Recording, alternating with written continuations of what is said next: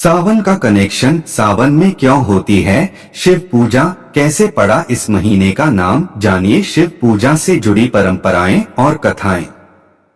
जय श्री राम, मैं मयंक त्रिपाठी।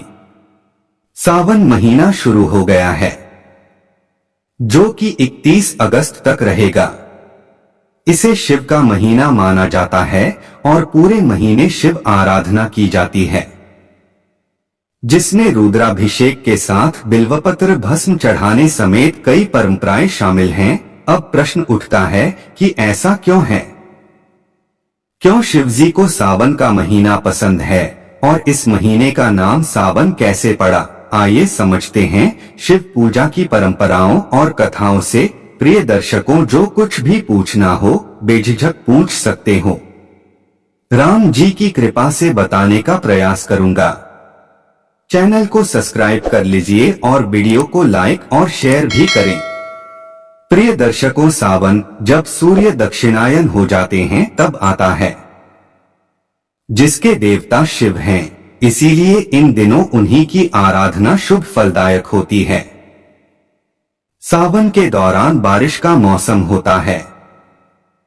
पुराणों के मुताबिक शिवजी को चढ़ने वाले फूल पत्ते बारिश में ही आते हैं, इसलिए सावन में शिव पूजा की परंपरा बनी।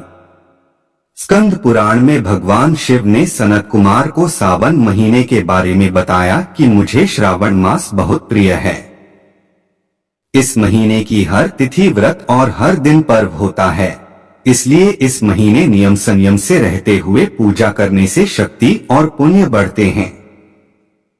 पुनः प्रश्न बनता है कि इस महीने का नाम श्रावण क्यों। स्कंद पुराण और शिव पुराण के माध्यम से जो जानकारी मिलता है, इसके दो वजह हैं। पहली वजह, इस महीने पूर्णिमा तिथि पर श्रवण नक्षत्र होता है। इस नक्षत्र के कारण ही महीने का श्रावण नाम पड़ा। दूसरी वजह, भगवान शिव ने सनत कुमार को बताया कि इस माह की महिमा श्रवण करने योग्य है, इसका महत्व सुनने के योग्य है, जिससे सिद्धि मिलती है, इसलिए इसे श्रावण कहते हैं। इसमें निर्मलता का गुण होने से ये आकाश के समान है, इसलिए इसे नभा भी कहा गया है। सावन का महत्व बताते हुए महाभारत के अनुशासन पर्व में अंगिरा ऋषि जी ने कहा है कि जो इंसान मन और इंद्रियों को काबू में रखकर एक वक्त खाना खाते हुए श्रावण मास बिताता है, उसे कई तीर्थों में स्नान करने जितना पुण्य मिलता है। आइए जानते हैं शिव से जुड़ी 3 कथाएं। पहली कथा, पार्वती की परीक्षा। देवी सती ने ही पार्वती के रूप में दूसरा जन्म हिमाचल के यहाँ लिया था। इस जन्म में भी शिव को पति के रूप में पाने के लिए वे कठिन तप कर रही थीं। भगवान शिव ने पहले सप्तर्षियों को परीक्षा के लिए भेजा। सप्तर्षियों ने पार्वती के पास पहुंचकर शिवजी की बहुत बुराई की, उनके अनेकों दोष गिनाए, लेकिन पार्वती अपने संकल्प पर अडिग रहीं। इसके बाद महादेव खुद आए। उन्होंने पार्वती जी को वरदान दिया और अंतर्धान हो गए। तभी एक बच्चे की आवाज सुनाई दी। पार्वती जी जहां तप कर रही थी, उसी के पास मौजूद तालाब में मगरमच्छ ने एक बच्चे का पैर पकड़ रखा था।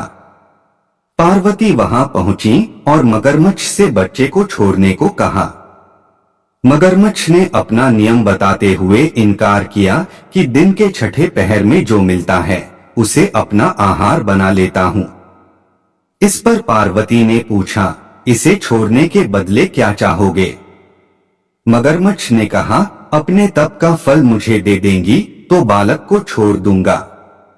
पार्वती तत्काल तैयार हो गई, पर मगरमच्छ ने उन्हें समझाया कि वे क्यों एक बालक के लिए अपने कठिन तप का फल दे रही हैं, लेकिन पार्वती ने दान का संकल्प किया। उनके ऐसा करते ही मगर का शरीर चमकने लगा। अचानक बच्चा और मगर दोनों गायब हो गए और उनकी जगह शिव प्रकट हुए। उन्होंने बताया कि वो परीक्षा ले रहे थे। चूंकि पार्वती ने अपने तप का फल शिव को ही दिया था, इसलिए उन्हें दोबारा तप करने की जरूरत नहीं पड़ी। दूसरी कथा, कामदेव को भस्म किया।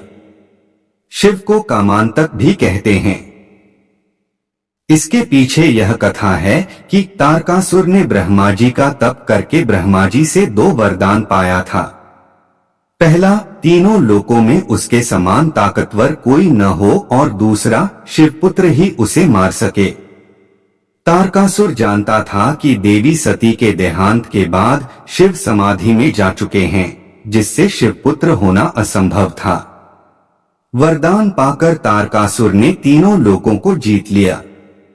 उसके अत्याचार से परेशान होकर देवता ब्रह्मा जी के पास गए।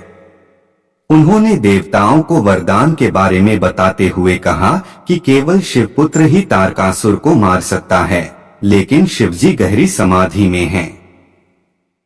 हिमवान की पुत्री पार्वती शिव से विवाह के लिए तप कर रही हैं, लेकिन वे पार्वती की तरफ देखना भी नहीं चाहते। अगर महादेव पार्वती से विवाह कर पुत्र उत्पन्न करें, तभी इस दैत्य का वध संभव है। तब इंद्र ने कामदेव से कहा कि वे जाकर शिवजी के मन में देवी पार्वती के प्रति अनुराग जगाएं। कामदेव ने बहुत प्रयास किया, लेकिन शिवजी समाधि से नहीं उठे। अंतोगत्वा कामदेव ने पुष्पबाण ध्यानमग्न शिवजी पर चला दिया। अचानक इस विघ्न से शिवजी बेहद गुस्सा हुए और उन्होंने तीसरे नेत्र से कामदेव को भस्म कर दिया। इस पर कामदेव की पत्नी रति ने शिवजी से प्रार्थना की कि वे उसके पति का जीवन वापस लौटा दें। शिव ने शांत होकर कहा, कामदेव की देह नष्ट हुई है, लेकिन उसकी आंतरिक शक्ति नहीं। काम अब देह रहित होकर हर प्राणी के हृदय में रहेगा, और वह कृष्ण अवतार के समय कृष्ण के पुत्र प्रद्युम्न के रूप में जन्म लेगा। तुम फिर उसकी पत्नी बनोगी। उस समय रति ने मायावती के रूप में जन्म लिया था। तीसरी कथा अशुभ से हुआ शुभ। नर्मदा नदी के किनारे धर्मपुर नाम का सुंदर नगर था। उसमें विश्वानर नाम का ब्राह्मण अपनी पत्नी सुचिस्मती के साथ रहता था। दोनों शिव भक्त थे और उन्होंने पुत्र पाने के लिए उनसे वरदान मांगा कि स्वयं भगवान शिव उनके पुत्र के रूप में जन्म लें। शिव के वरदान से उनके यहाँ एक पुत्र का जन्म हुआ, जिसका नाम गृहपति था। जब बालक 11 साल का था, तब देवर्षि नारद ने उसका हाथ देखकर भविष्यवाणी की कि साल भर के भीतर उसके साथ कुछ अशुभ होगा, जो आग से जुड़ा होगा। जब माँ बाप ये सुनकर दुखी हुए, तो बेटे ने उन्हें सांत्वना देते हुए कहा कि वे दुखी न हो, क्योंकि वह भगवान को प्रसन्न कर लेगा। इससे अनिष्ट टल जाएगा। माता पिता से आज्ञा लेकर वह शिव की नगरी काशी पहुंचा। वहां उसने गंगा के मणिकर्णिका घाट पर स्नान किया और पूरे साल शिवलिंग की पूजा की।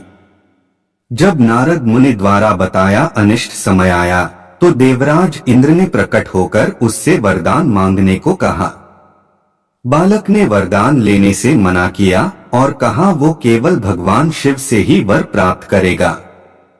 ये सुनकर इंद्र बहुत गुस्सा हुए और उन्होंने इस बालक को सबक सिखाने के लिए वज्र उठा लिया। बालक ने भगवान शिव से रक्षा की याचना की। तभी शिव प्रकट होकर बोले, डरो मत, मैं तुम्हारी परीक्षा लेने के लिए इंद्र के वेश में आया था। मैं तुम्हें अग्निश्वर नाम देता हूँ। तुम आग्नेय दिशा यानी दक्षिण पूर्व दिशा के रक्षक होगे। जो भी तुम्हारा भक्त होगा, उसको अग्नि, बिजली या अकाल मृत्यु का डर नहीं होगा। अग्नि को शिव का एक रूप कहते हैं। वो शिव का तीसरा नेत्र भी है।